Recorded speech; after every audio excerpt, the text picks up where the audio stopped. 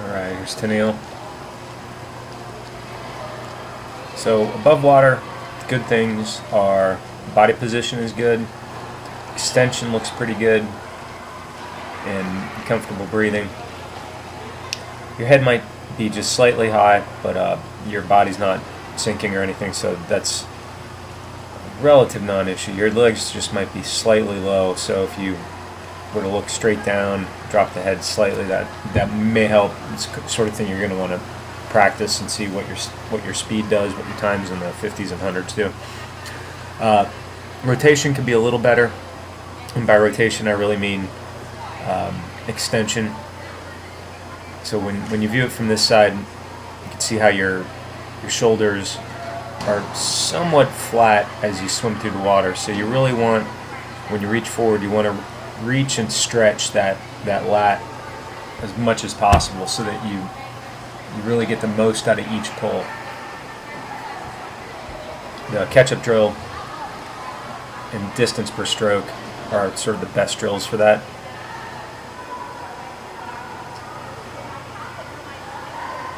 You're reaching sometimes right in front of your head. You want to try and keep that reach in front of your shoulder, so just off the side of your head. It's more so with that left arm than the right. So that, if you imagine a straight line directly in front of your shoulder, that's where you're reaching to. So underwater, kick looks pretty good. You got like a 2-beat kick going on there, and there's some freeze frames at the end of the clip here. Kind of breaks down your pulling mechanics, but essentially what you're doing is you're pulling straight arm down at the beginning, and then a little bit of a straight arm back with just the slightest elbow slip. Now the extension, looking at it from underwater, does look pretty good, so that's going to be something you'll need to work on. Just about everybody I ever give a lesson to has room for improvement in their extension, unless they just come from years and years of a swimming background. But that does look pretty good. So I think, geez, I guess you need to just rotate a little more. That's what it comes down to.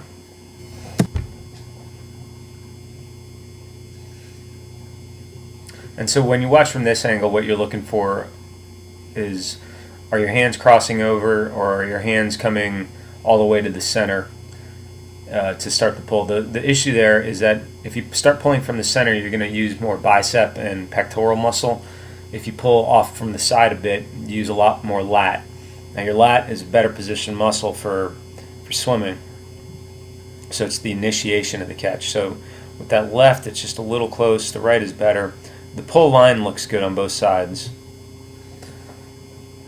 So right arm, you could just rotate over a bit more. That'll create more of a streamlined effect.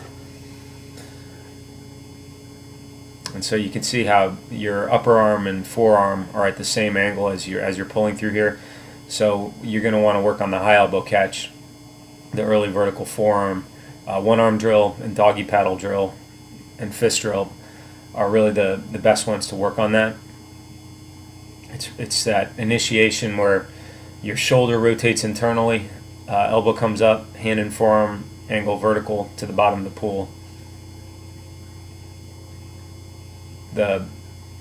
What happens when you don't do that is that initial third of the stroke is really just kind of pushing water down.